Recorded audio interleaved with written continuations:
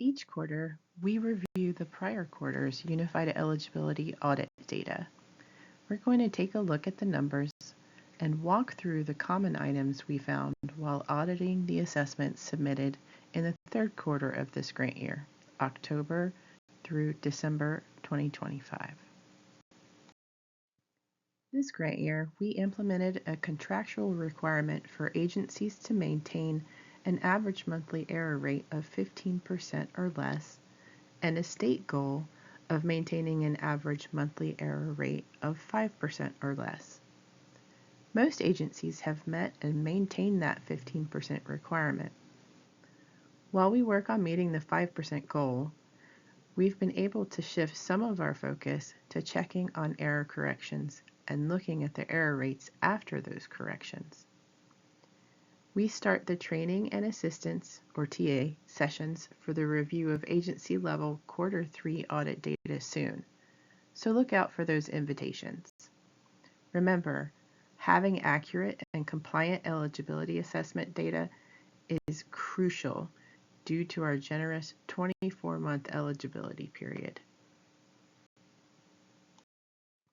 This slide shows our audit timeline. We audit 100% of the UEAs submitted to us. Those audits start on Monday of the week following submission. Any errors found are communicated out by Friday of that week. Agencies then have 4 weeks to make any updates or corrections. When that 4 weeks is up, the auditors go in and check to see if those corrections were made.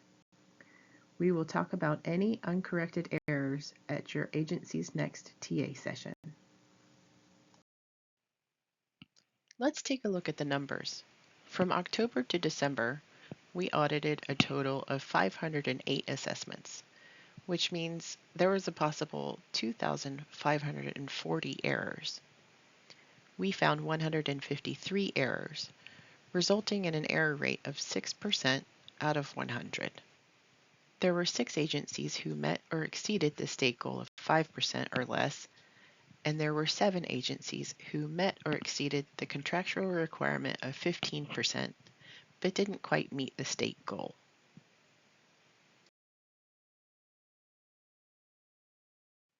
So how do those numbers compare to what we did in the second quarter of grant year 25?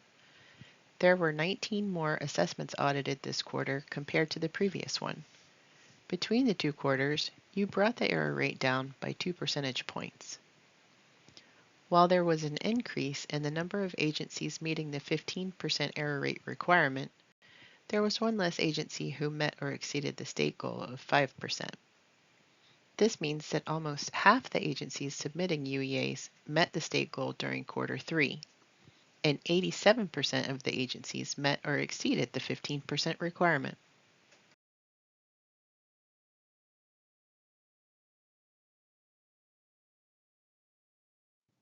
If you take a look at this graph, it shows you the trend for the average monthly error rate for the state over the last 12 months.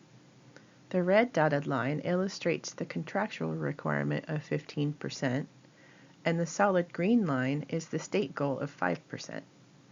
As you can see, we've had a pretty steady decline in the error rate since February of 2025, and have been under 15% since April 2025.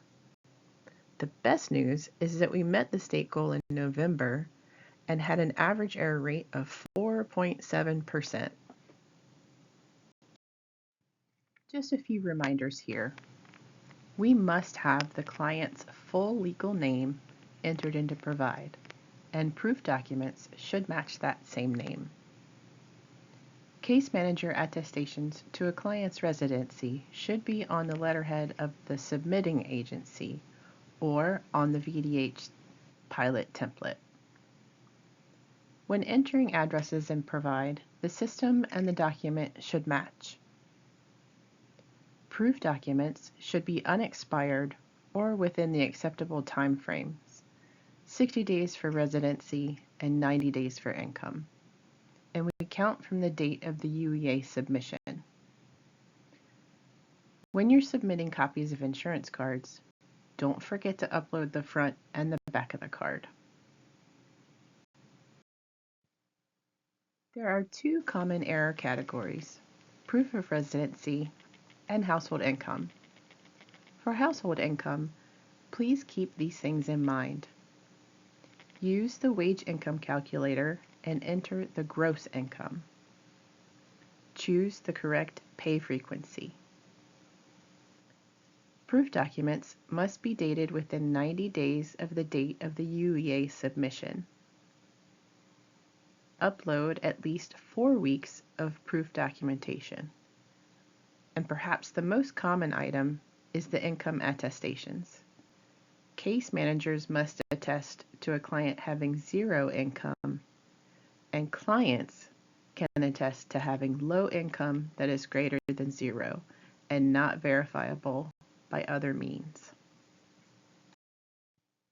Now let's talk about proof of residency. As with all proof documents, the proof of residency must show the client's full legal name. The address on the proof document must match the address entered into provide. Case manager attestations to residency must be on the letterhead of the agency submitting the UEA. Proof documents must be dated within 60 days of the date of the UEA submission. If you used Tier 2 documents, don't forget to submit 2 of them. And saving the most common error for last, because it's the easiest to avoid, as data entry. Check your work or have a peer check it before you submit it. We talked about the errors. Now let's celebrate agencies who have met or exceeded our state goal of having an error rate of 5% or less. There's Eastern Shore Health District with 1.3%, Mary Washington Healthcare with 1.8%, Nova Salud with 3.6%, Innova Juniper with 4.4%, and ARE with 5%. Great job, everyone!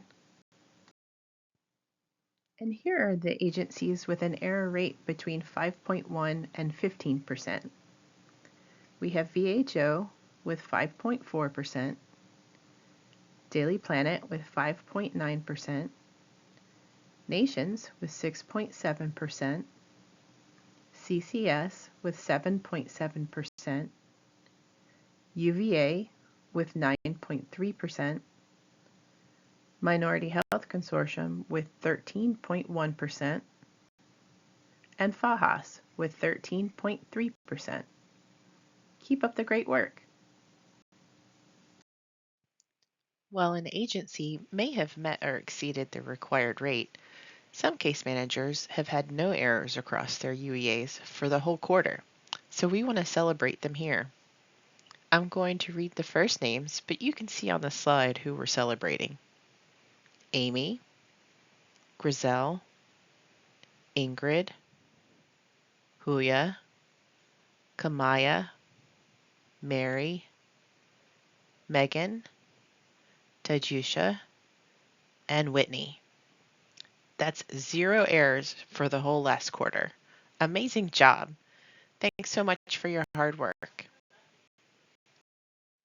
Before we wrap things up, let's review the best practices that have been compiled from our TA sessions over the years. Gather all of your proof documents and information needed before you start to enter your assessment.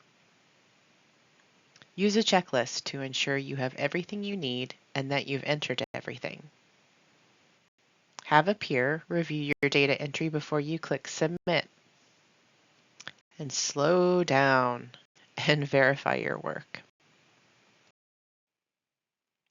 You may have seen this slide a few times now, but we promise we're putting the finishing touches on our Unified Eligibility training, so keep an eye out for the official launch announcement and train course IDs. The sessions will be live 1-hour trainings held on Tuesdays at 10 a.m. and rotating through the topics. You can take one to tune up your skills, or all 4 to become an expert. Thank you for joining me for our quarterly Unified Eligibility Assessment Audit Update. If you have any issues entering your assessments, any questions about eligibility or audit errors found, please reach out to the team. For help with Provide, that's the VA Provide inbox. For help with audits, that would be your assigned auditor and services coordinator. And if you'd like information on trainings or to set up a training, please use our training request form.